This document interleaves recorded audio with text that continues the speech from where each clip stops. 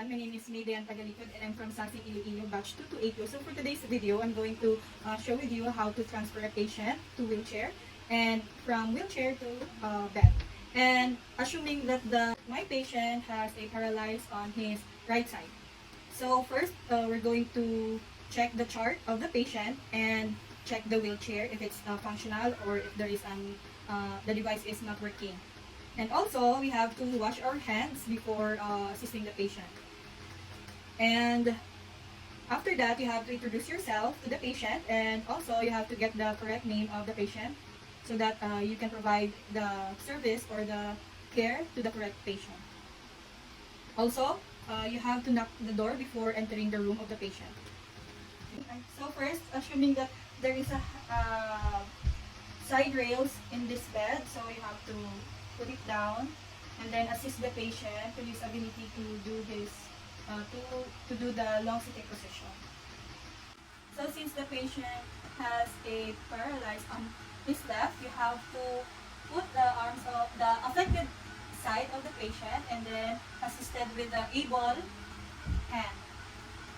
And also, you have to count 1, 2, 3 so that you can put your patient in a long position.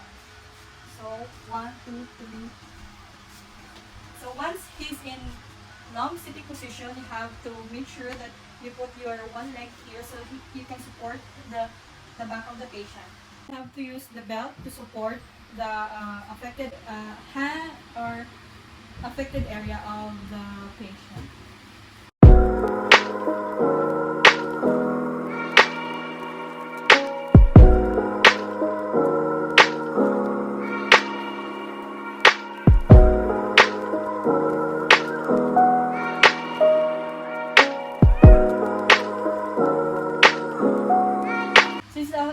Since the affected area is on the right side, you have to lift this leg and then cross to the unaffected area, and then this hand is able or unaffected area, so he can use this to support.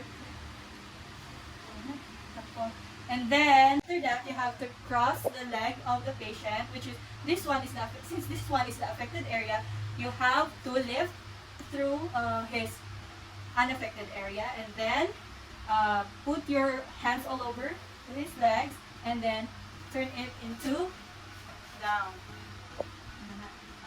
Position, since this is the last position of the patient. By the way, sir, can you move or can you scoot forward? Can you scoot forward?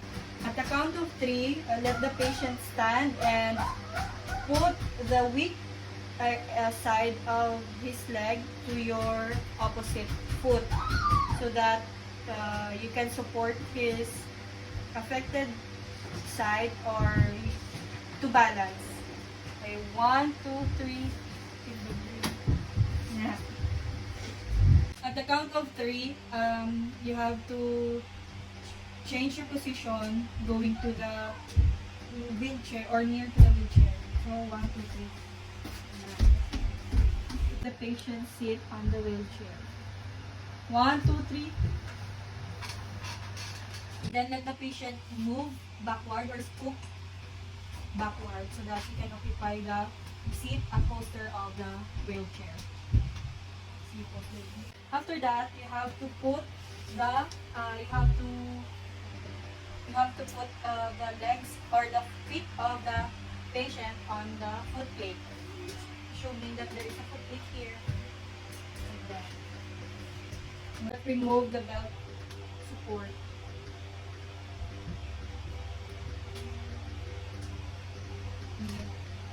And put the hands of the patient on the armrest of the wheelchair. So this time, we're going to do the transferring from wheelchair to bed. So first, you have to put the belt support on the patient's affected area. Then,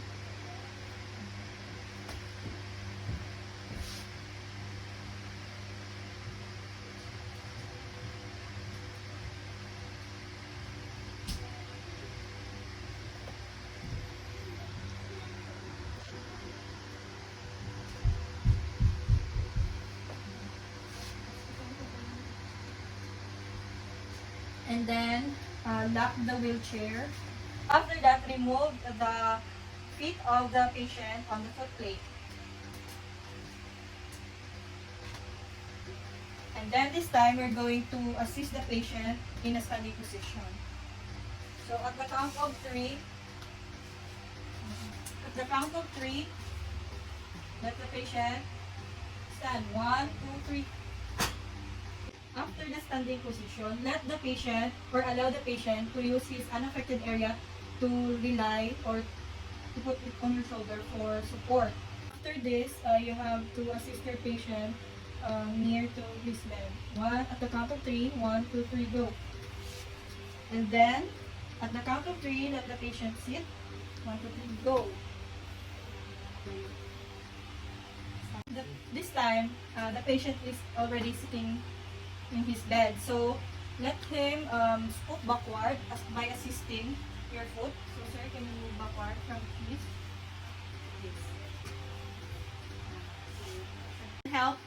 And then help the patient on a long sitting position.